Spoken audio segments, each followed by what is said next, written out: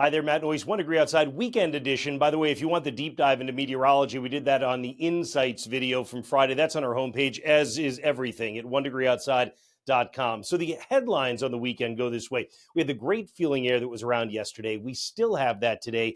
Today is the better of the two, probably, but having said that, tomorrow's really nice in a number of spots. The thing of it is, we do start to get some clouds that kind of sneak in from a developing ocean storm during the course of the day tomorrow, and eventually showers will creep in with those clouds too. But for most of us, that won't happen during the day tomorrow.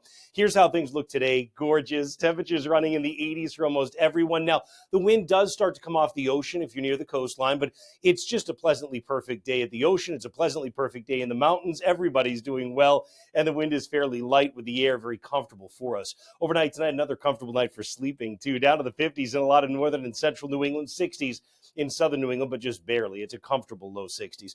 Sunday, temperatures go 85 to 90 for most of us. Do you see the clouds increasing, though, when you make your way into southeastern Mass and along the coast of eastern Mass?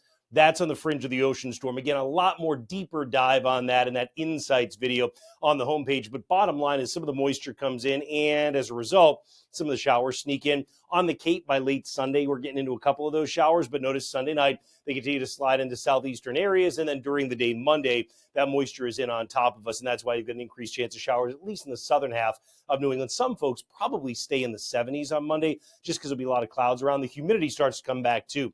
Here's a look at the 14-day forecast. Bunch of you have been asking about the Pan Mass Challenge. So there you go. You can see next weekend, it's not like it's going to be any cooler. It looks like we're going to still be around 90.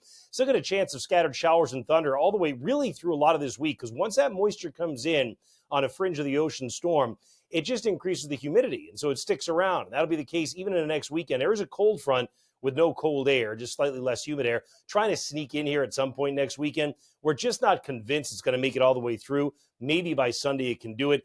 Perhaps the good news would be as some of those storms develop, PMC riders, you might have the storms mostly behind you because they tend to develop from the north and west, but we'll see. And then farther out in the forecast you go, you end up with what is still more in the way of summer heat. If you want the 14-day for your location, no problem. We've got our app for that. Make sure you download it if you haven't done it already. Google Play or on the App Store. Hope you have a great rest of your weekend, and we'll look forward to seeing you with an update toward the end of the weekend as we slide into start the new work week.